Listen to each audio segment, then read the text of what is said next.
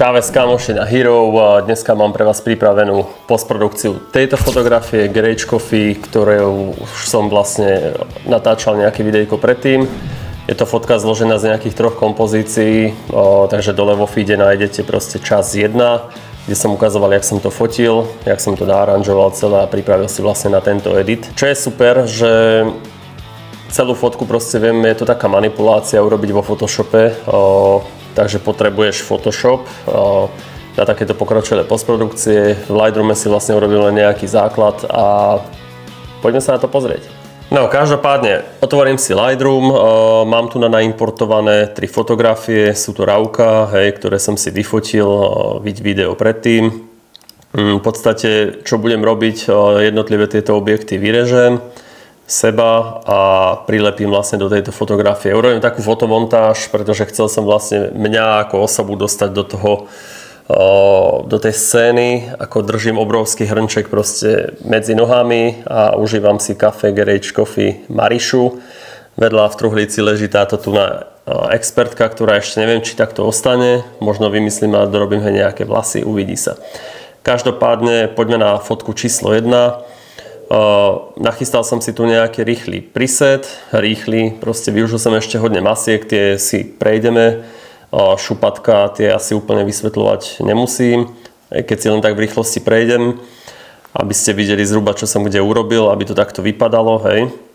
Dôležité sú tu na masky, tie by ťa mali určite zaujímať, pretože bez tých masiek dneska urobiť fakt super fotku ani nie je úplne také možné. Takže je to hodne taký zásah a maska slúži na to, aby sme lokálne upravovali niekde nastavenia fotografie, pridali svetla, ubrali, pridali kontrast, dias, proste niečo vypichli, naopak potlačili. Dobre, takže prejdeme si nejaké základné nastavenie, ktoré som si urobil nad touto fotografiou. Pridal som si ten exposure, viacej kontrastu, proste hej, to mám pekne výrazné. Ja mám rád, keď sú tie kontúry také ostrejšie, výraznejšie a viacej kontrastu, že sa všetko zvýrazní. Trošku som si potlačil highlighty, pridal tiene, hej, pretože to bola tá fotka celkom tmavá. Takže s bielou farbou v pohode a ešte som trošku potlačil čiernu, hej, čierne miesta, tak aby som vlastne potlačil trošku ten výzor tých zrn. Ja mám celkom rád tú čiernu a za mňa to je také fadenuté strašne toto tu, a keď sa proste tá čierna ubere, tak fakt tie tmavé miesta tak pekne zhasnú ešte viac a zvýrazne, keď sa v detaile pozrieme tú kafičko, hej, vyzerá to proste jak z fotobanky. Je to krása, hej, keď sa pozriem pred a po. I tá farebnosť proste tých zrn je ďaleko krajšia.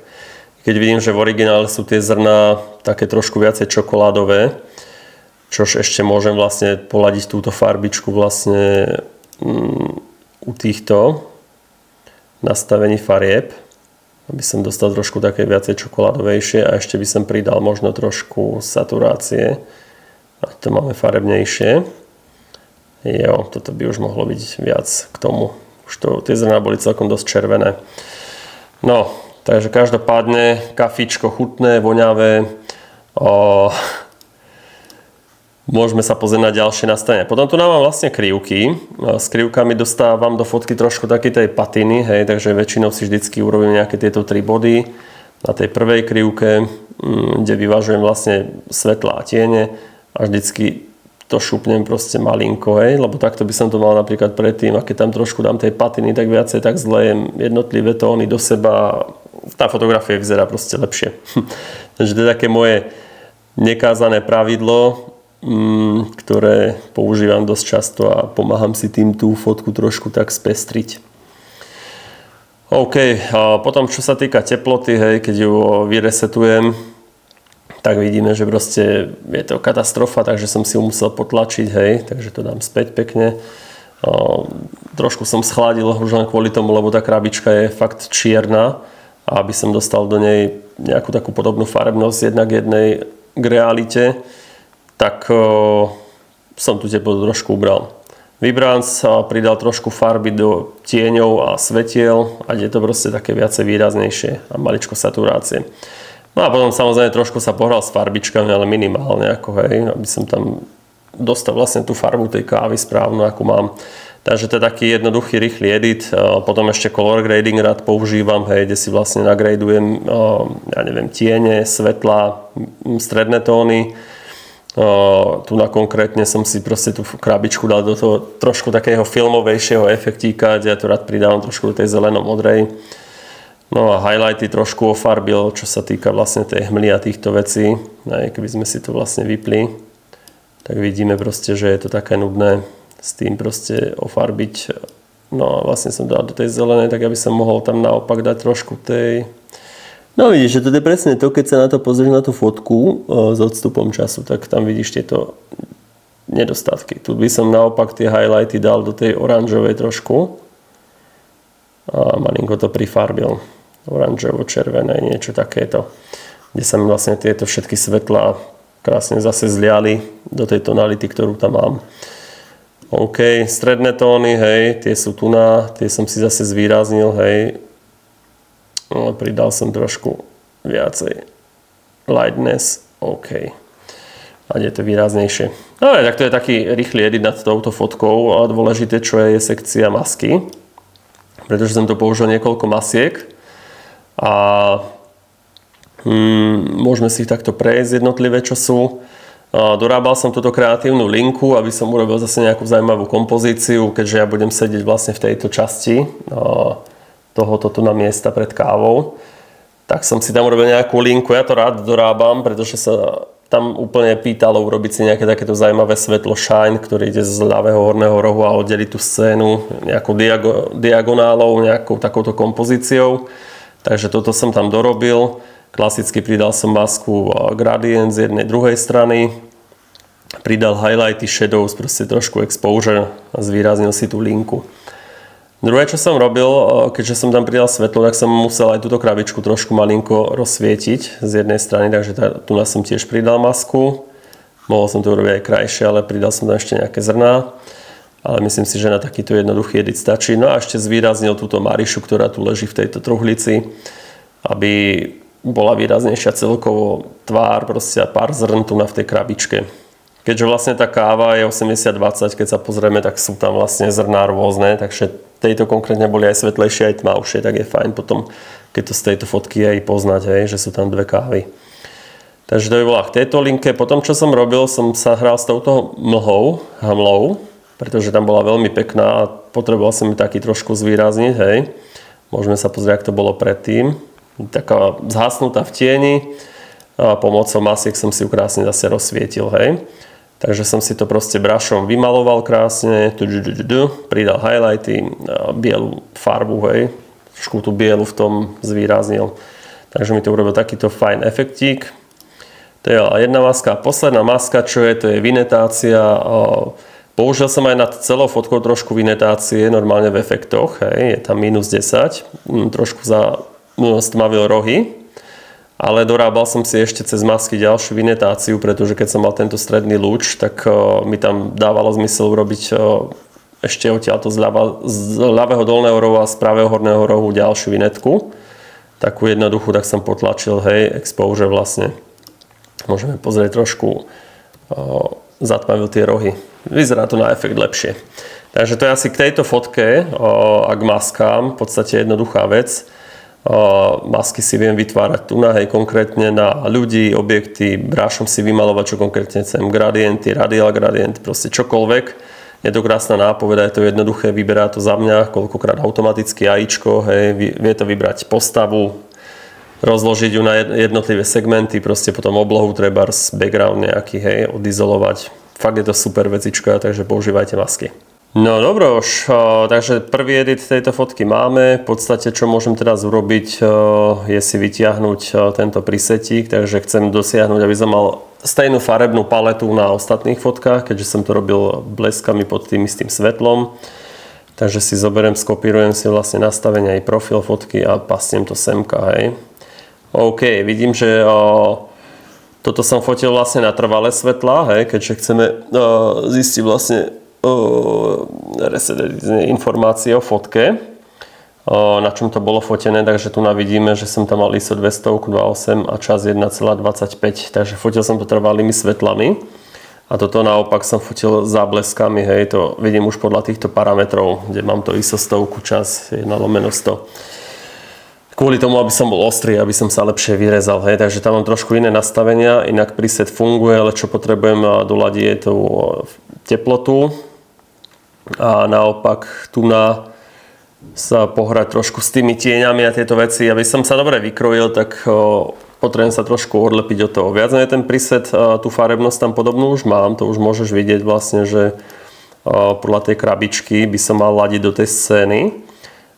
Čo by som ešte trošku poladil je možno, že tento ksicht proste, vidím, že je hodne červený. Takže možno by som malinko s tou červenou sa pohral a išiel do pravej strany, kľudne nad celou fotografiou, pretože tam nikde nemám nič, ať mám tú pleťovku krajšiu. A možno ešte tú svetlosť tváre by som trošku pridal, hej, malinko, ať mi je pekne vidieť do tváre.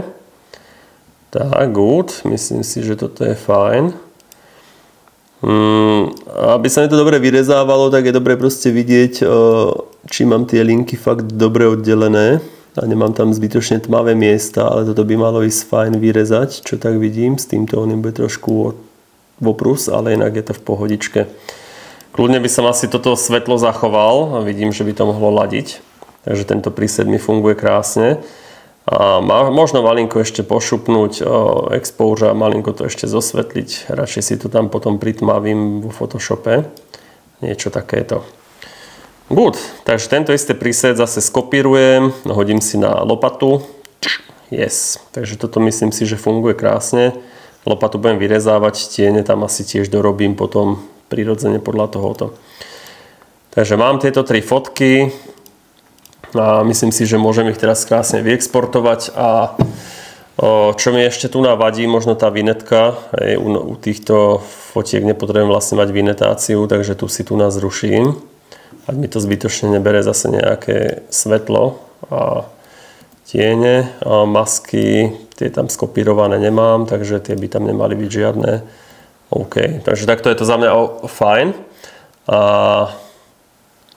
môžem ísť na export. Označím, dám si to full size, 100% kvality, do pictures, garage coffee, tu asi môžem nedať, ja neviem, finál. Hodím si to semka, exportnem si tie fotky. Už minule som sa inak opláchol, dobrý tip neupravovať to, keďže ja používam tú cloudovú verziu a všetko sa mi načítava do cloudu a je to zdlhavé. Tak som minule editoval tieto fotografie priamo cez Lightroom do Photoshopu, že otvorím pravým, kliknem na fotku a dám Edit in Photoshop. A tým pádom to zeditujem vo Photoshope a nahrá sa mi to zase späť do tohoto cloudového Lightroomu. No a keďže človek má občas tie internety fakt pomalé, tak potom sa to všetko načítava, takže doporučujem radšej asi tie fotky proste v 100% kvalite vyexportovať vonku a editovať úplne separé mimo Photoshop, nie v tomto Lightroome. Takže tak nejak. OK, takže toto je k tomuto a pokračujem ďalej do Photoshopu. Takže otvoril som si Photoshop verziu 2024, zase naimportoval si tie vyexportované fotky. Ideálne možno si tento file rovno uložiť ako PSD, pretože zasejvovať to je si to fajn. Keďže tam je robiť s vrstvami, ať to mám uložené, keby mi to náhodou spadlo alebo niečo také. Takže čo je mu robiť prvé? Tak potrebujem si vyrezať tieto fotky jednotlivé, môžem to vyskúšať aj s selectom, automatickým subjectom, hej. Jo, vyzerá, že to volačo vytiahlo, ale nefunguje to úplne korektne, takže čo ja s týmto môžem urobiť, hej, že buď to cez masku si to ešte domalujem a vyselektujem, aby som mal ten rýchlejší crop, čo by som teoreticky mohol, takže ja to väčšinou robím normálne cez nástroj Pero, kde si fakt vyzumujem a urobím si vlastne jednotlivý select tohoto tu a potom tu vlastne pridám k tejto maske. Za mňa ako také najjednoduchšie, keď mám rovné tvary, proste pomocou tohoto pera toolu si urobiť nejaký takýto selektík. Pozerám, že tu na to vybralo celkom dobre, takže idem rovno sem na druhú stranu. Pokračujem plne easy. Takže robím to takto celkom nahrubo, ale myslím si, že je to úplne v pohodičke, keďže je to krivky. keďže sú to teda krivky, tak viem si to potom ešte krásne takto poposúvať, poladiť, hej, jak mi je to treba, prizumovať si to, ať to mám presnejšie, ten selektík urobený. No a tá lopata nech proste vyzerá fakt ako lopata, takže niečo takéto. OK, tak ja to pridám k tejto maske, zase urobím si select z toho, make selection, tak. No a skúsim to vymalovať. Naopak takto. Klávesovou skrátkou vlastne Command Backspace alebo Option Backspace vymalovávam vlastne masku týmito farbami, ale som v móde maska, hej. Teraz keď to zruším, tak by som mal mať komplet už lopatu vybranú. Krása. A môžem si ju Command C alebo Command X proste vybrať preč a hodiť si ju do tejto fotky. OK, mám ju tu na. Super. Čo ja ešte tak robím, aby som nestrácal kvalitu, že si vlastne tieto jednotlivé obrázky vložím do Smart Objectu. Takže vytvorím si proste Smart Object, pravým kliknem. Bože, kde to tu je teraz? Convert to Smart Object. Zase to pomenili kus, klasika. A môžem si ju trošku resiznúť. Teraz pracujem so Smart Objectom, kde tá lopata vlastne sa vôbec nemení veľkostne, hej, viem si ho rozkliknúť a mám ju proste vo full size, víš, že tu je veľké, vysoké rozlíšenie. Je to nejaký PSB súbor, ktorý je nad rámcom a vkladá sa do toho. Samozrejme je vidieť, že tam úplne zapadá, takže budem musieť potom ešte nejak doštelovať. Kam ju ešte dám, uvidím. Mal som v pláne, že bude niekde túto pohodená, tak uvidíme. Dobre, takže tento dokument si môžem vlastne zavrieť. Idem teraz na mňa, hej, zase vidím, že to mám vo vysokom rozlíšení. Môžem si to dať, ja neviem, na 100%. OK. Poposúvam a idem si to skúsiť AIčkom selectnúť. To Select Subject, uvidíme, čo to spraví. Môžem si to zjednodušiť.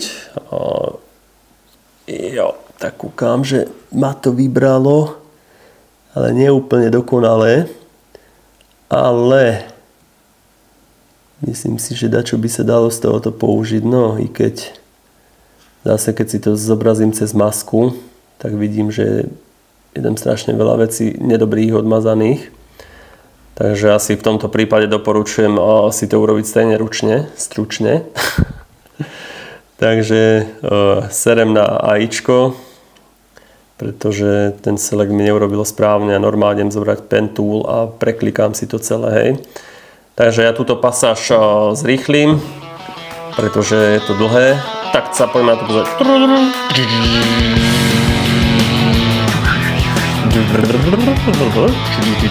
A mám to hotovo.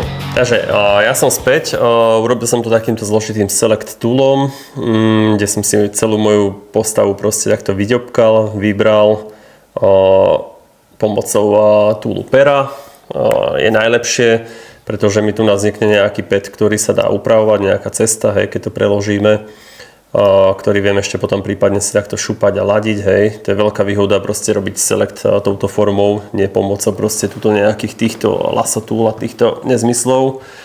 Dosť dobrá vecička, pretože mám to tam uložené, nezmizne mi to preklikom nejakým a čo teraz potrebujem urobiť z tohoto klasický select, takže si potrebujem tieto jednotlivé vrstvy povyberať. Buď to urobím takto klikaním, alebo kliknem na workpad proste pomocou komandu alebo Ctrl a vyberiem si proste komplet ten select, čo to tu mám, hej.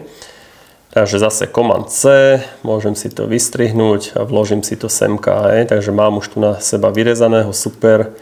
Dám si vrstvy a zase si z toho spravím Smart Object, hej. Create Smart Object. Ať môžem pracovať vlastne nad tou vrstvou a nedehonestovať jej kvalitu. Takže potrebujem si seba zmenšiť, hej, takže trošku si to prispôsobím do tej veľkosti toho, aby som tam sedel. Uvidíme, to ešte dopasujem, ale vidím, že mám to krásne vyrezané. Potrebujem, aby tie ruky proste nejak sedeli do toho hrnčeku, takže myslím si, že takéto niečo by to mohlo byť. Cajk, vložím, mám to tam, hej. Zase tá lopata proste, keď ju priložím k ruke, by mala byť do tej veľkosti proste rúk. Hej, takže ako keby som ju držal v ruke, tak by mala byť nejak asi takto veľká. Je dobre si to takto proste primerať. A pracovať s reálnymi veľkosťami. Dúfam, že není proste zase lopata veľká proti tým zrnám, ale malo by to byť v pohodičke. Lopatu si hodím semka niekde, hej, dačo takéto. Vidím, že svetelne mi to teraz neladí, tak to musím dopilovať hodne. No kámoš, dneska mi blbne fakt technika, neviem prečo sa mi nenahrala táto časť. Takže ja vám to rýchlo zhrniem. Skončil som vlastne u vrstiev, ktoré som si tu napovytváral. Ja ich môžem tu napovypínať. Aby ste videli, čo urobiť. Hej. Takže v podstate je tu moja vrstva, potom je tu ďalšia vrstva, nejaké tiene, hej, ktoré som tu nadorobil. Vytvoril som to z tejto mojej vrstvy. Tu vrátim späť úplne jednoducho. Ja som sa zrasterizoval, hej, takže tu mám nejaký ten Smart Object. Urobil som z toho raster. Zduplikoval som si to, pomenujem si túto vrstvu ako shadow. Vypnem si alebo si loknem proste transparentný pixely, aby som si mohol pomocou klávesovej skratky Command alebo Option Backspace vymalovať a z toho spraviť tieň, hej. Takže nejakým takýmto spôsobom som si vytvoril tiene a potom som si to len odmazával a prispôsobil jednoducho tomu, aby to bolo prirodzené, keď tam dám seba samého, hej, do tej kompozície. Takže ja to vrátim späť. Mrzí ma to, že ten postup úplne neukážem, pretože sa mi to nenahralo a nahrávať znova, by mi to dalo asi dosť zabrať. Každopádne jednoducho je potreba sa vyhrať s týmito tieňami, aby tu boli prirodzené. Takže sa pozrieme. Tie tiene, ktoré sú tu by som ešte jemne rozmazal, takže viem tu dať ešte nejaký filter Blur, Gaussian. Takto z ľahúčka len. Vidím, že som ho dal už moc. Tak, aplikovať, OK. A tu by som ho dal takisto, Gaussian Blur. Trošku rozblurovať túto vrstvu. No OK, takže takto to nejak mám upravené, aby vizuálne to zapadalo. Potom, čo som sa hral ešte je s burningom, teda s tmavovaním a zosvetľovaním miest, hej. Vidíš, jak to krásne funguje, to je ukážka. Takže som si ešte behal proste po tej mojej vrstve a zatmoval som si niektoré miesta, hej. Vidíš pred a po čo to je za rozdiel. Takže to je originál a toto je potom zatmavenie, hej, zase na porovnanie. Je treba stiahnuť niekde napríklad boty tu na vnútro, jak som sedel, aby tam bol nejaký prirodzený lom svetla a tieň. Takže takýmto nejakým spôsobom som si to ešte zatmavil, to je ďalšia vrstva. Takisto s tou lopatou som sa takto vyhral, hej. Môžeme sa pozrieť na lopatu, jak vypadá. Mám tam zase dve vrstvy, lopatu a urobil som si z toho tieň, takže som si ju naklonoval, vyfarbil na čierno, vložil po to, trošku rozblúroval. A lopatu taký, hej, som dal akože zapichnutá v tej káve a cez to som ešte urobil masku aby som proste odmazal nejaké tie miesta. Takže keď ju vypnem, tak je vidieť, ako to vyzerá bez tej masky a s maskou, hej, aby tam bola tá hmla a tieto veci. No a takisto ešte celkovo nad lopatou som zase využil ten burning tool, zatmavenie a pozatmavoval niektoré miesta, keď sa takto celkovo pozriem na tú fotografiu, tak mi to do toho konceptu zapadá. No a posledná vec, dogeneroval som tieto vlasy, tu sú trošku inšie než tieto, ale je to také punkové, mne sa to celkom páči, tento red hair, cez AIčko, hej, vytvoril som si tam proste ďalšiu nejaký select. A povedal som AIčku, ať mi proste vygeneruje tu na red hair, takže som pridal nejaký takýto.